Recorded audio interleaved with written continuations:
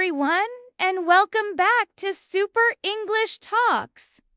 I'm your host, Sarah, and I am absolutely thrilled to be spending some time with you today.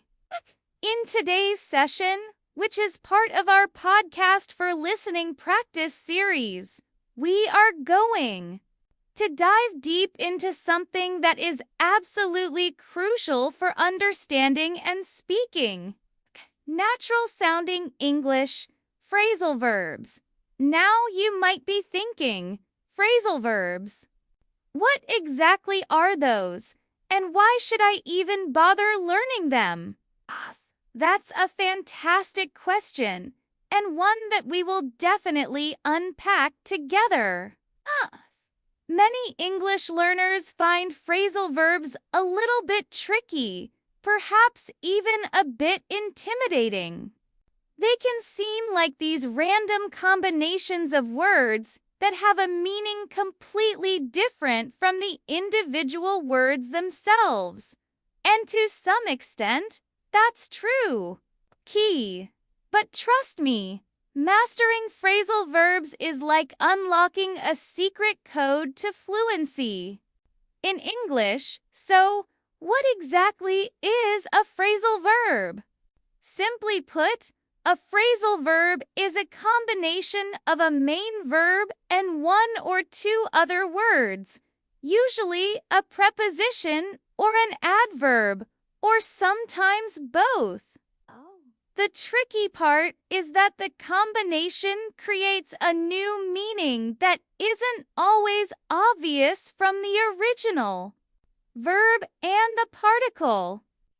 For example, if you know the meaning of look and you know the meaning of after, you might guess that look after means something like look behind. But in reality, look after means to take care of someone or something. See how that works? The particle, in this case after, completely changes the meaning of the verb look.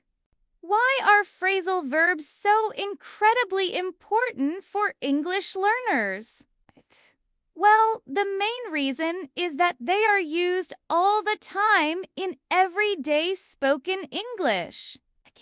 Native English speakers use phrasal verbs constantly in their conversations, whether they are talking to friends, family, colleagues, or even in more informal business settings. If you don't understand phrasal verbs, you will likely miss out on a significant part of what is being said. It can be like hearing the individual words, but not quite grasping the complete message. This can lead to confusion and make it harder for you to follow conversations and understand nuances in communication. Furthermore, using phrasal verbs correctly in your own speech will make you sound much more natural and fluent. It shows that you have a deeper understanding of the English language beyond just basic vocabulary and grammar. It can also help you express yourself more concisely and idiomatically. Instead of using a more formal or complex verb, a phrasal verb can often convey the same meaning in a simpler, more direct way that is typical of everyday English. Think of it this way. Learning the basic verbs is like learning the alphabet of English, and understanding grammar is like learning the rules for forming words and sentences. But phrasal verbs are like the common phrases and expressions that add color and depth to the language. They are what make English sound like English. And not just a collection of individual words strung together. So, today we are going to focus on 20 essential phrasal verbs that you will hear very frequently in daily conversations. These are phrasal verbs that are incredibly useful to know, both for understanding others and for expressing yourself more effectively. For each phrasal verb, we will look at its meaning, how to pronounce it, and we'll go through some clear examples of how it's used in context. I'll also give you some tips on how you can start practicing these phrasal verbs in your own conversations. So, grab a pen and some paper, or open up a note-taking app on your phone or computer, because we are about to get started. Let's jump right into our first essential phrasal verb. Breakdown. 1. Break down now. Breakdown has a couple of common meanings, which is something you'll find with many phrasal verbs. The first meaning is related to machines or equipment. When something breaks down, it means it stops functioning. It stops working. Think about a car. For example, if your car breaks down on the way to work, it means it has stopped working and you can't drive it anymore. Listen to this example. My car broke down on the way to work this morning, so I was late. You can also use breakdown to talk about machines in general. The old printer in the office often breaks down. The second common meaning of breakdown is related to emotions. If someone breaks down, it means they become overwhelmed by their emotions and often start crying. It suggests a loss of emotional control. Here's an example. She broke down in tears when she heard the news about the accident. Another example. He tried to stay strong, but eventually he broke down under the pressure. Pronunciation tip. The stress in breakdown is usually on the second word, down, especially when it means to stop functioning or become emotional. Listen carefully to how it sounds in the examples. 2. Look after. Our second essential phrasal verb is look after. One has a pretty straightforward meaning. It means to take care of someone or something. It implies responsibility for the well-being or safety of the person or thing you are looking after. For example, can you look after my cat while I'm away on vacation? This means, can you take care of my cat, feed it, and make sure it's okay? Another example, as the eldest sibling, she often had to look after her younger brothers and sisters. This means she had to take responsibility for their care. You can also look after things. Please look after your belongings while we are on the train. This means to keep your things safe and make sure you don't lose them. Pronunciation tip. Again, the stress is usually on the particle after. Look after. 3. Put off. The next phrasal verb is put off. This means to postpone something or to delay doing it until a later time.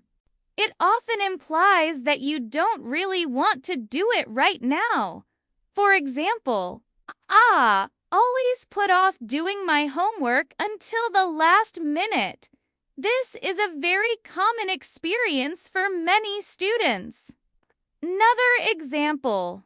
The meeting was put off due to unforeseen circumstances. This means the meeting was delayed to a later date. You can also put off people, meaning to make them feel disgusted or repulsed. But the meaning of postponing or delaying is more common in everyday conversation. Pronunciation tip. The stress is on-off.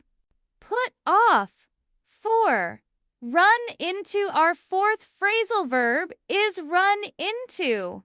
This is a great one because it describes a common experience, meeting someone unexpectedly.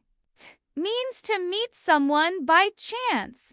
For example, I ran into an old friend at the supermarket yesterday.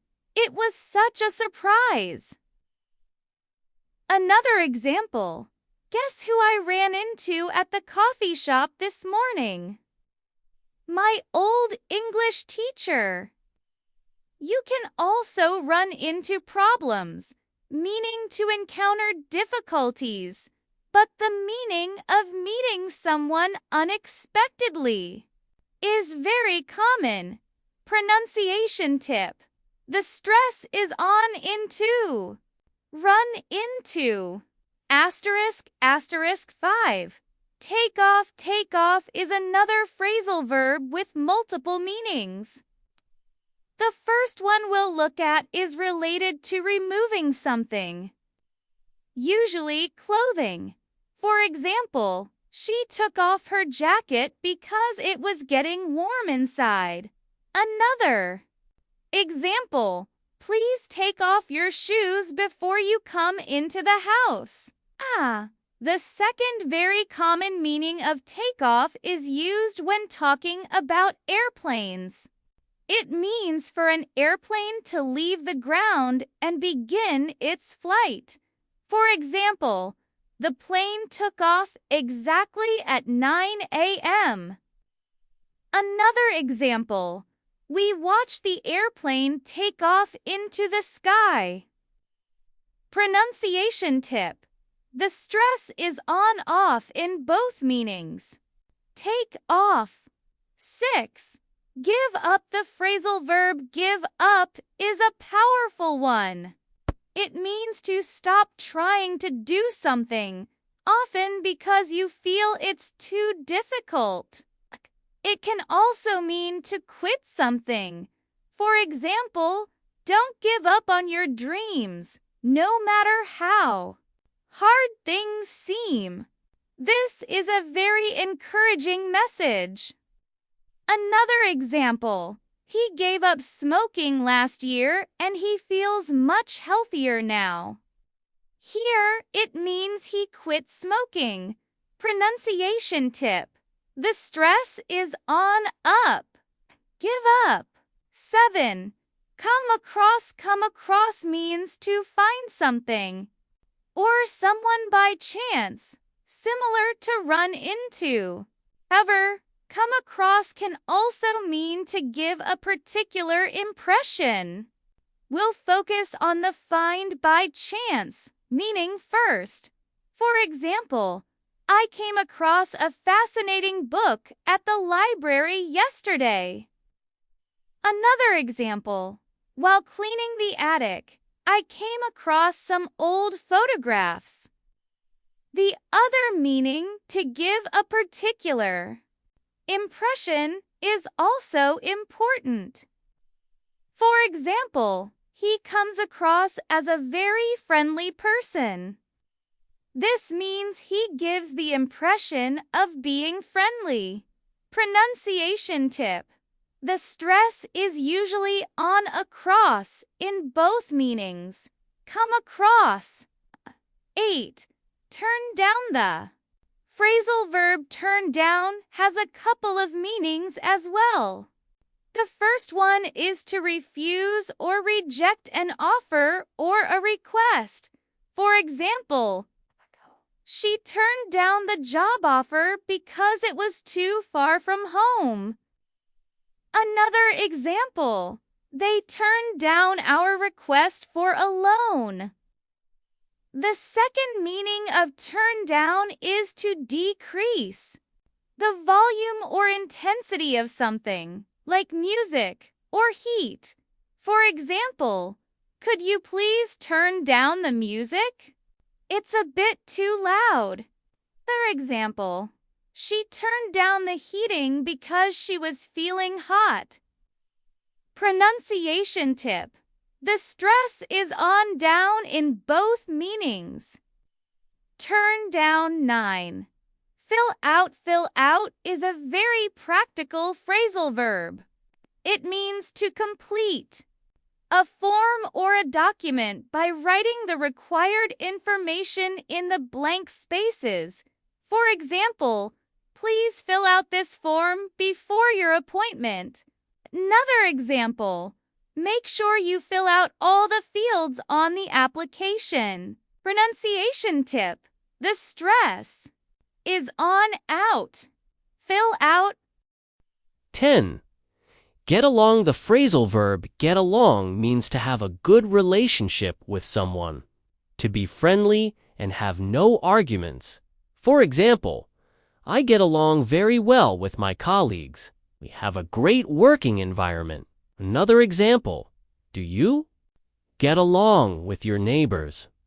Pronunciation tip. The stress is on along. Get along.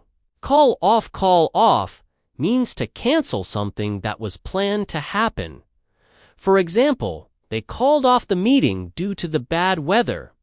Another example, unfortunately, the concert had to be called off because the main singer got sick.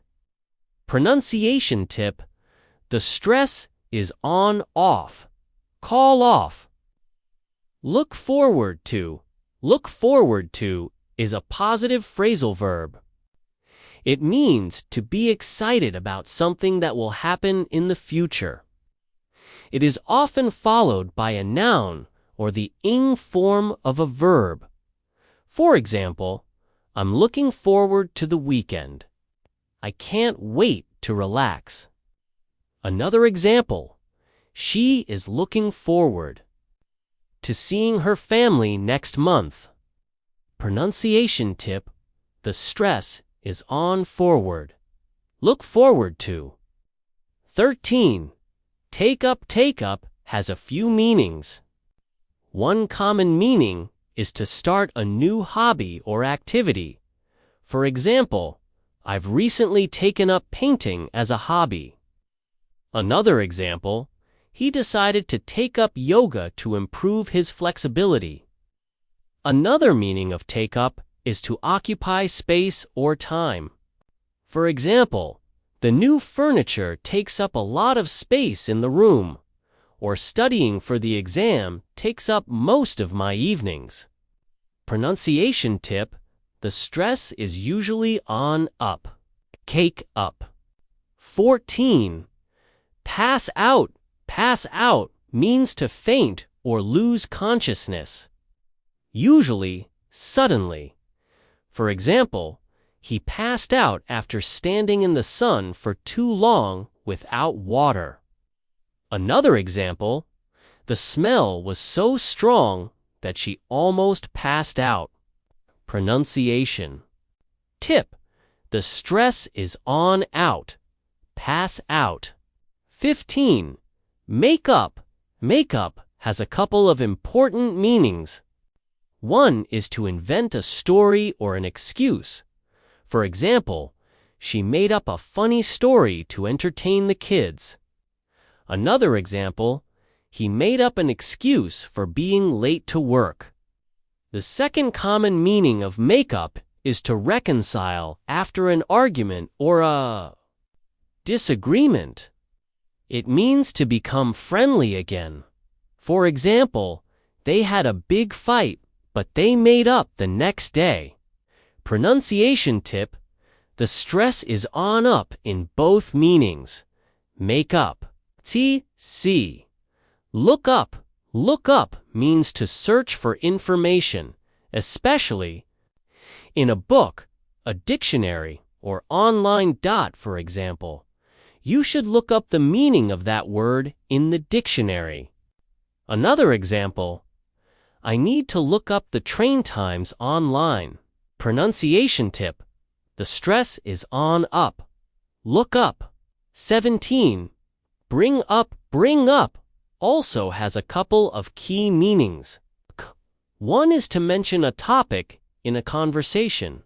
For example, she brought up an interesting point during the meeting. Another example, don't bring up the argument again. Let's forget about it. The second important meaning of bring up is to raise a child. For example, they brought up their children in a small town. Another example, it's not easy to bring up a family these days. Pronunciation tip, the stress is on up in both meanings. Bring up. Teen. Drop off means to deliver someone or something to a particular place. Usually by car. For example, I'll drop you off at the airport tomorrow morning. Another example, could you drop off these documents at the post office? Tation. Tip, the stress is on off. Drop off. 19. Get over means to recover from something. Usually an illness or a difficult experience or situation. For example, it took her a while to get over the flu. Another example, he is still trying to get over the breakup. Pronunciation. Tip, the stress is on over. Get over. 20. Turn up. Finally, our 20th essential phrasal verb is turn up. This can mean to arrive unexpectedly or to increase the volume or intensity of something. For example, arrive unexpectedly. He turned up late to the party. Another example, increase volume. Can you turn up the music, please? I love this song. You can also turn up the heat or the brightness on a screen. Pronunciation tip, the stress is on up in both meanings. Turn up. Transition music briefly plays, and there you have it. 20 essential phrasal verbs that you absolutely need to know. To understand and speak English more fluently and naturally, we've looked at the meaning of each one, heard some examples of how they are used in everyday conversations, and I've given you some tips on pronunciation. Now, just knowing these phrasal verbs isn't enough. The key to really mastering them is practice. So, how can you practice using these phrasal verbs in your own English conversations? Here are a few tips. Tips for practicing phrasal verbs. 1. Active listening. Pay close attention. When you are listening to English, whether it's in movies, TV shows, podcasts, or conversations with native speakers, try to identify the phrasal verbs that are being used and think about their meaning in that context. Sometimes, you might even hear a phrasal verb used in a slightly different way than the examples we discussed today. Noticing these variations will deepen your understanding. 2. Keep a phrasal verb journal whenever you come across a new phrasal verb. Write it down in a notebook or a digital document. Include its meaning and at least one example sentence. You can even create your own example sentences to help you remember how to use it correctly. Regularly review your journal to reinforce what you've learned. 3. Use them in your own speaking. The most effective way to learn phrasal verbs is to start using them in your own conversations. Don't be afraid to make mistakes. That's a natural part of the learning process. Start with just 1 or 2 phrasal verbs that you feel comfortable with, and try to incorporate them into your daily English interactions. As you become more confident, you can gradually add more phrasal verbs to your active vocabulary. 4. Create example sentences for each phrasal verb you learn. Try to create several different example sentences that are relevant to your own life and experiences. This will help you understand how the phrasal verb can be used in different contexts and make it easier for you to recall it when you need it in a conversation. 5. Practice with a language partner or tutor. If you have a language partner or an English tutor, make a conscious effort to use phrasal verbs when you are speaking with them. You can even ask them to specifically focus on your use of phrasal verbs and provide feedback. 6. Read English regularly. Reading English books. Articles will expose you to a wide range of vocabulary, including phrasal verbs. Pay attention to how they are used in written English. Often, seeing a phrasal verb in context can help you understand its meaning more clearly. 7. Don't try to learn too many at once. Phrasal verbs can seem overwhelming because there are so many of them.